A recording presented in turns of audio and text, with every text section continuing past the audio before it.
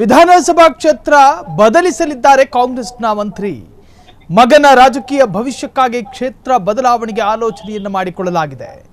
ಈಗ ಶಾಸಕರಾಗಿರುವ ಕ್ಷೇತ್ರ ಬಿಟ್ಟು ಪಕ್ಕದ ಕ್ಷೇತ್ರಕ್ಕೆ ವಲಸೆಗೆ ತೀರ್ಮಾನವನ್ನ ಮಾಡಿಕೊಳ್ಳಲಾಗಿದೆ ಎಂದು ಹೇಳಲಾಗ್ತಾ ಇದೆ. ಹಾಗಾದ್ರೆ ಯಾರು ತಮ್ಮ ಕ್ಷೇತ್ರವನ್ನ ಬಿಟ್ಟು ಬೇರೆ ಕ್ಷೇತ್ರಕ್ಕೆ ಹೋಗ್ತಾ ಇದ್ದಾರೆ?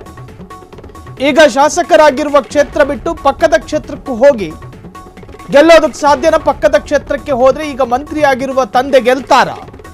ತಂದೆ ಬಿಟ್ಟು ಹೋಗುವ ಕ್ಷೇತ್ರದಲ್ಲಿ ಈಗಷ್ಟೇ ಅಂಬೆಗಾಲಿಡ್ತಿರುವಂತಹ ಮಗ ಗೆಲ್ಲೋದಕ್ಕೆ ಸಾಧ್ಯನಾ? ವಿಧಾನಸಭಾ ಕ್ಷೇತ್ರ ಬದಲಿಸಲಿದ್ದಾರೆ ಕಾಂಗ್ರೆಸ್ನ ಮಂತ್ರಿ. ಮಗನ ರಾಜಕೀಯ ಭವಿಷ್ಯಕ್ಕಾಗಿ ಕ್ಷೇತ್ರ ಬದಲಾವಣೆಗೆ ಆಲೋಚನೆಯನ್ನ ಮಾಡಿಕೊಳ್ಳಲಾಗ್ತಾ ಇದೆ ಎನ್ನುವಂತಹ ವಿಚಾರಗಳು ಈಗ ಬೆಳಕಿಗೆ ಬರ್ತಾ ಇದೆ. ಈಗ ಶಾಸಕರಾಗಿರುವಂತಹ ಕ್ಷೇತ್ರವನ್ನ ಬಿಟ್ಟು ಪಕ್ಕದ ಕ್ಷೇತ್ರಕ್ಕೆ ಅವರು ಹೋದ್ರೆ ಮತ್ತೆ ಮಂತ್ರಿ ಆಗ್ತಾರ, ಅಥವಾ ಬಿಟ್ಟು ಹೋದ ಕ್ಷೇತ್ರದಲ್ಲಿ ಮಗ ಸ್ಪರ್ಧೆ ಮಾಡಿದ್ರೆ? ಮಗ ಈಗ ಜಸ್ಟ್ ಒಂದು ಅಂಬೆಗಾಲಿಡ್ತಾ ಇದ್ದಾರೆ. ವಿಧಾನಸಭಾ ಕ್ಷೇತ್ರ ಬದಲಿಸಲಿದ್ದಾರೆ ಕಾಂಗ್ರೆಸ್ನ ಮಂತ್ರಿ. ಹಾಗಾದ್ರೆ ಆ ಮಂತ್ರಿ ಯಾರು ಗಮನಿಸ್ತಾ ಇದ್ದೀರಿ?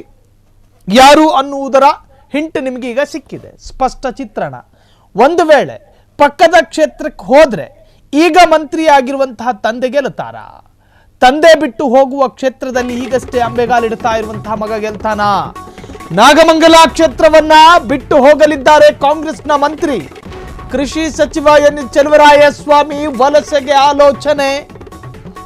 ಮಗ ಸಚಿನ್ ಚೆಲುವರಾಯಸ್ವಾಮಿಗಾಗಿ ಕ್ಷೇತ್ರ ಬಿಡುವ ಲೆಕ್ಕಾಚಾರ.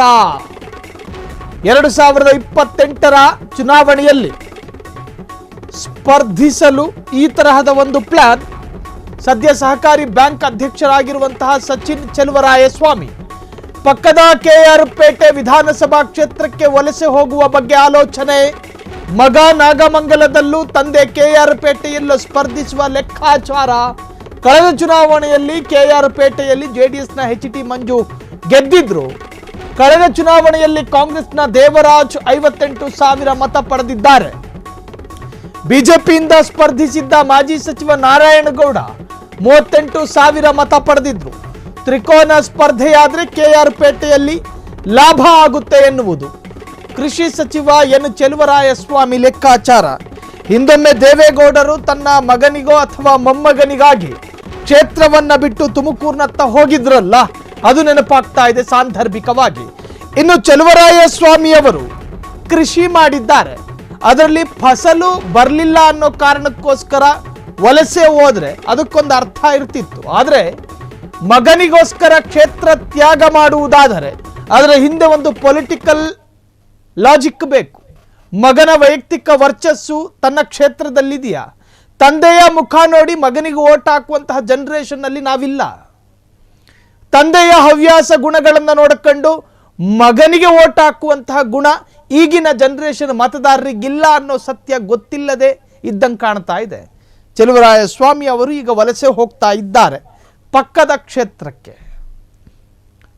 ಕ್ಷೇತ್ರಕ್ಕೆ ವಲಸೆ ಹೋಗ್ತಾ ಇರುವಂತಹ ಕೃಷಿ ಸಚಿವ ಚೆಲುವರಾಯಸ್ವಾಮಿ ಅವರು ತನ್ನ ಸುಪುತ್ರ ಸಚಿನ್ ಚೆಲುವರಾಯಸ್ವಾಮಿಗೆ ಆ ಕ್ಷೇತ್ರವನ್ನು ತ್ಯಾಗ ಮಾಡಿ 2028ರಲ್ಲಿ ಮತ್ತೆ ಅಸೆಂಬ್ಲಿ ಎಲೆಕ್ಷನ್ ಆಗುತ್ತೆ.